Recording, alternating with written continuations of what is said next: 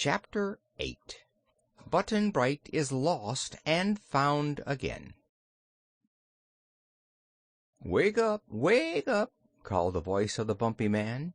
"Didn't I tell you winter was coming? I could hear it coming with my left ear, and the proof is that it is now snowing hard outside." "Is it?" said Trot, rubbing her eyes and creeping out of her blanket. "Where I live in California I have never seen snow, except far away on the tops of high mountains." "Well, this is the top of a high mountain," returned the Bumpy One, "and for that reason we get our heaviest snowfalls right here." The little girl went to the window and looked out. The air was filled with falling white flakes, so large in size and so queer in form that she was puzzled. "Are you certain this is snow?" she asked. "To be sure. I must get my snow shovel and turn out to shovel a path. Would you like to come with me?" "Yes," she said, and followed the Bumpy Man out when he opened the door. Then she exclaimed, "Why, it isn't cold a bit!" "Of course not," replied the man. "It was cold last night before the snowstorm, but snow, when it falls, is always crisp and warm." Trot gathered a handful of it. "Why, it's popcorn!" she cried. "Certainly. All snow is popcorn. What did you expect it to be?" "Popcorn is not snow in my country." "Well, it is the only snow we have in the land of Mo, so you may as well make the best of it," said he, a little impatiently. "I'm not responsible for the absurd things that happen in your country, and when you're in Mo you must do as the Mo men do. Eat some of our snow and you will find it is good. The only fault I find with our snow is that we get too much of it at times." With this the Bumpy Man set to work shoveling a path, and he was so quick and industrious that he piled up the popcorn in great banks on either side of the trail that led to the mountain top from the plains below. While he worked, Trot ate popcorn and found it crisp and slightly warm, as well as nicely salted and buttered. Presently Cap'n Bill came out of the house and joined her. "What's this?" he asked. "Mo snow," said she. "But it isn't real snow, although it falls from the sky. It's popcorn." Cap'n Bill tasted it. Then he sat down in the path and began to eat. The Ork came out and pecked away with his bill as fast as it could. They all liked popcorn, and they all were hungry this morning. Meantime the flakes of Mo snow came down so fast that the number of them almost darkened the air.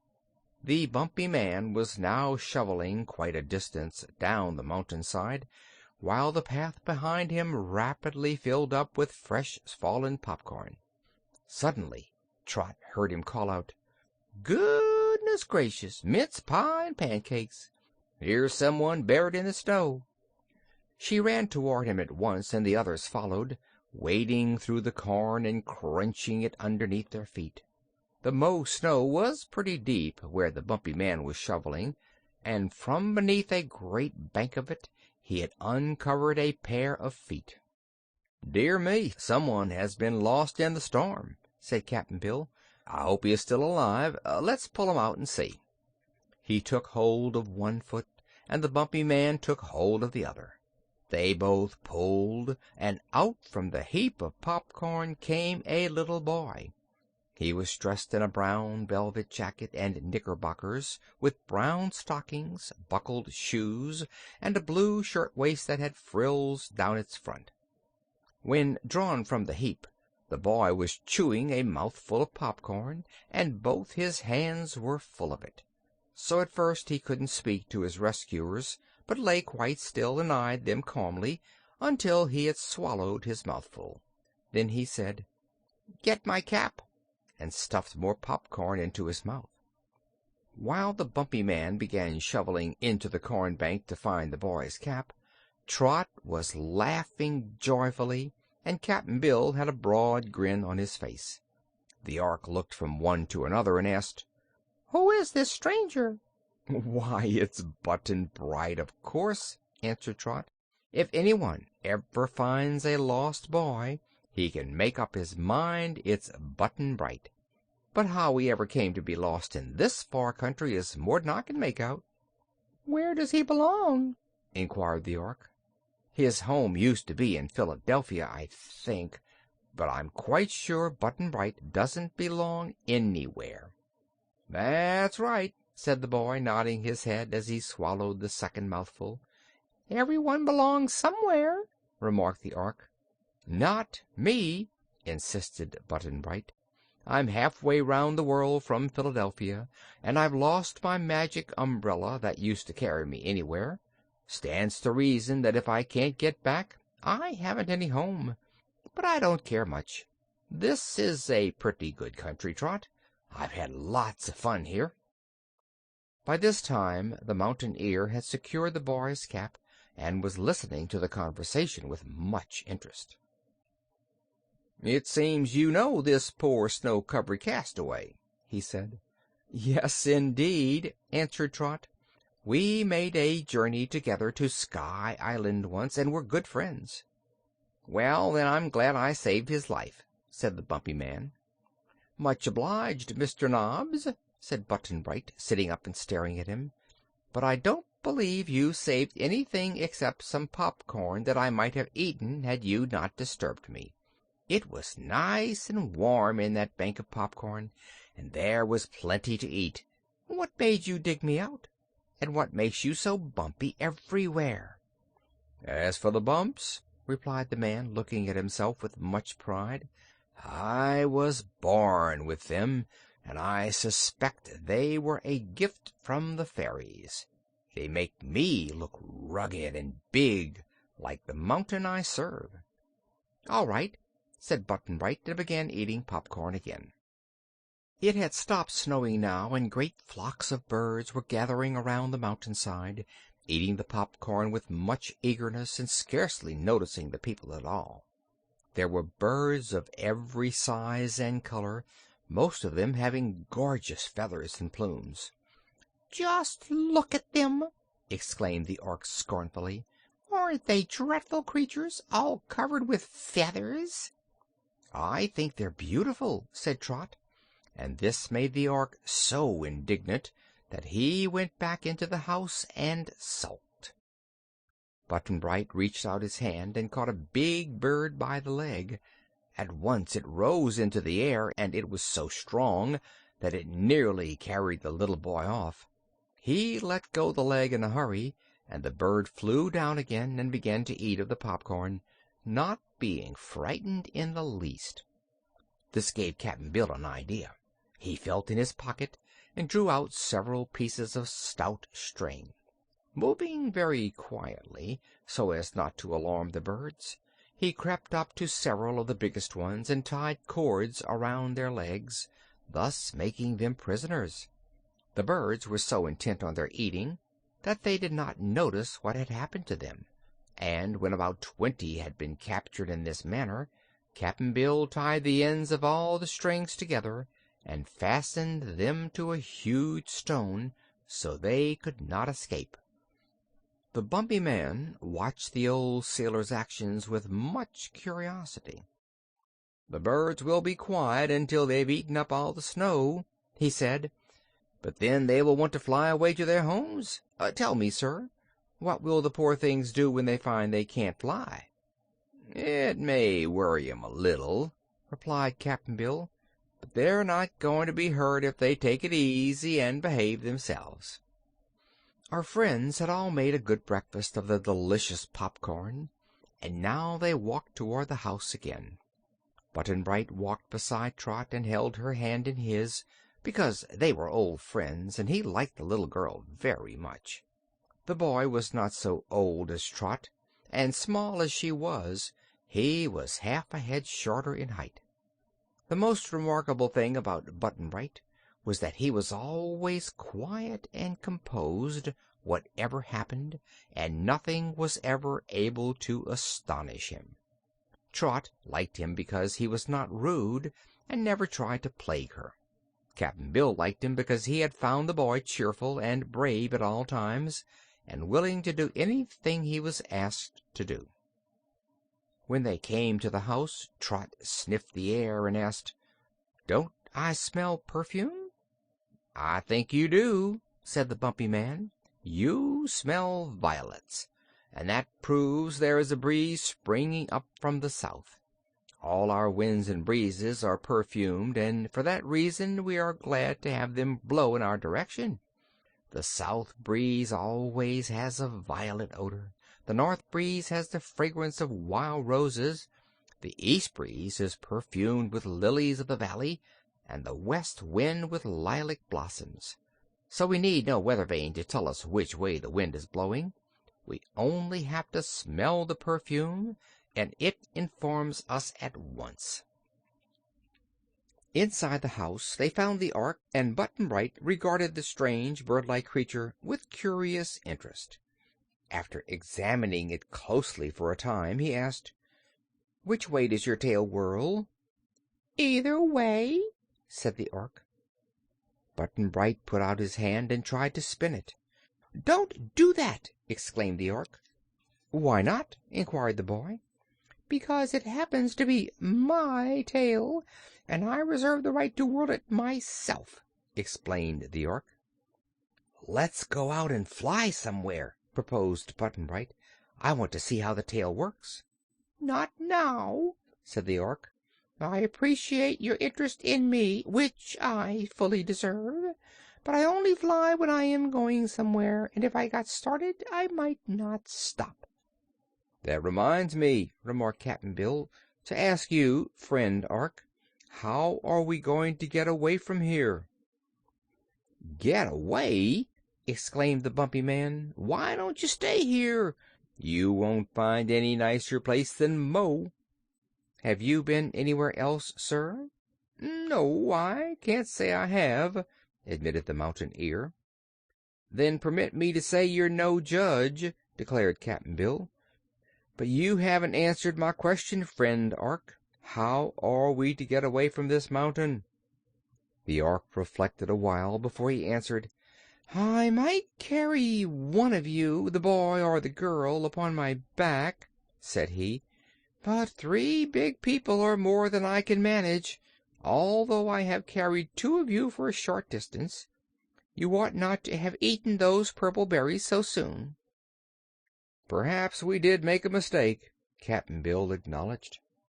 "Or we might have brought some of those lavender berries with us, instead of so many purple ones," suggested Trot regretfully.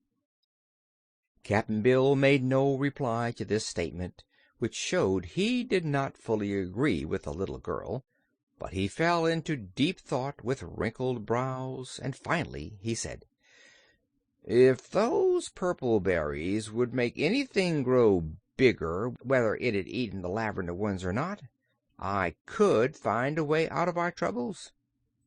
They did not understand this speech, and looked at the old sailor as if expecting him to explain what he meant. But just then a chorus of shrill cries rose from outside. "Hey, hey, let me go, let me go!" the voices seemed to say.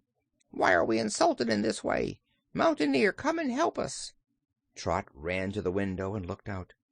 "It's the birds you caught, Cap'n," she said. "I didn't know they could talk." "Oh, yes, all the birds in Mo are educated to talk," said the Bumpy Man. Then he looked at Cap'n Bill uneasily and added, "Won't you let the poor things go?" "I'll see," replied the sailor, and walked out to where the birds were fluttering and complaining because the strings would not allow them to fly away. "Listen to me!" he cried, and at once they became still. "We 3 people, who are strangers in your land, want to go to some other country, and we want 3 of you birds to carry us there. We know we are asking a great favor, but it's the only way we can think of, 'cept walking, and I'm not much good at that because I've a wooden leg. Besides, Trot and Button-Bright are too small to undertake a long and tiresome journey. Now tell me, which 3 of you birds will consent to carry us?" The birds looked at one another as if greatly astonished. Then one of them replied, "You must be crazy, old man. Not one of us is big enough to fly with even the smallest of your party." "I'll fix the matter of size," promised Cap'n Bill. "If 3 of you will agree to carry us, I'll make you big and strong enough to do it, so it won't worry you a bit." The birds considered this gravely. Living in a magic country, they had no doubt that the strange one-legged man could do what he said. After a little, one of them asked, "If you make us big, will we stay big always?" "I think so," replied Cap'n Bill. They chattered a while among themselves, and then the bird that had first spoken said, "I'll go, for one." "So'll I," said another, and after a pause a third said, "I'll go too." Perhaps more would have volunteered, for it seemed that for some reason they all longed to be bigger than they were, but 3 were enough for Cap'n Bill's purpose, and so he promptly released all the others, who immediately flew away. The 3 that remained were cousins, and all were of the same brilliant plumage and in size about as large as eagles. When Trot questioned them, she found they were quite young, having only abandoned their nests a few weeks before. They were strong young birds with clear, brave eyes, and the little girl decided they were the most beautiful of all the feathered creatures she had ever seen. Cap'n Bill now took from his pocket the wooden box with the sliding cover, and removed the 3 purple berries, which were still in good condition. "Eat these," he said, and gave one to each of the birds. They obeyed, finding the fruit very pleasant to taste. In a few seconds they began to grow in size, and grew so fast that Trot feared they would never stop. But they finally did stop growing, and then they were much larger than the Ark, and nearly the size of full-grown ostriches. Cap'n Bill was much pleased by this result. "You can carry us now, all right," said he. The birds strutted around with pride, highly pleased with their immense size. "I don't see, though," said Trot doubtfully, "how we're going to ride on their backs without falling off." "We're not going to ride on their backs," answered Cap'n Bill. "I'm going to make swings for us to ride in." He then asked the Bumpy Man for some rope, but the man had no rope. He had, however, an old suit of gray clothes, which he gladly presented to Cap'n Bill, who cut the cloth into strips and twisted it, so that it was almost as strong as rope. With this material he attached to each bird a swing that dangled below its feet, and Button-Bright made a trial flight in one of them to prove that it was safe and comfortable. When all this had been arranged, one of the birds asked, "Where do you wish us to take you?" "Why, just follow the Ark," said Cap'n Bill. "He will be our leader, and wherever the Ark flies, you are to fly, and wherever the Ark lands, you are to land. Is that satisfactory?" The birds declared it was quite satisfactory, so Cap'n Bill took counsel with the Ark. "On our way here," said that peculiar creature, "I noticed a broad, sandy desert at the left of me, on which was no living thing." "Then we'd better keep away from it," replied the sailor. "Not so," insisted the Ark. "I have found on my travels that the most pleasant countries often lie in the midst of deserts. So I think it would be wise for us to fly over this desert and discover what lies beyond it. For in the direction we came from lies the ocean, as we well know, and beyond here is this strange land of Mo, which we do not care to explore. On one side, as we can see from this mountain, is a broad expanse of plain, and on the other the desert. For my part, I vote for the desert." "What do you say, Trot?" inquired Cap'n Bill. "It's all the same to me," she replied. No one thought of asking Button-Bright's opinion, so it was decided to fly over the desert. They bade good-bye to the Bumpy Man and thanked him for his kindness and hospitality. Then they seated themselves in the swings, one for each bird, and told the Ork to start away and they would follow. The whirl of the Ork's tail astonished the birds at first, but after he had gone a short distance they rose in the air, carrying their passengers easily, and flew with strong, regular strokes of their great wings in the wake of their leader. End of chapter 8.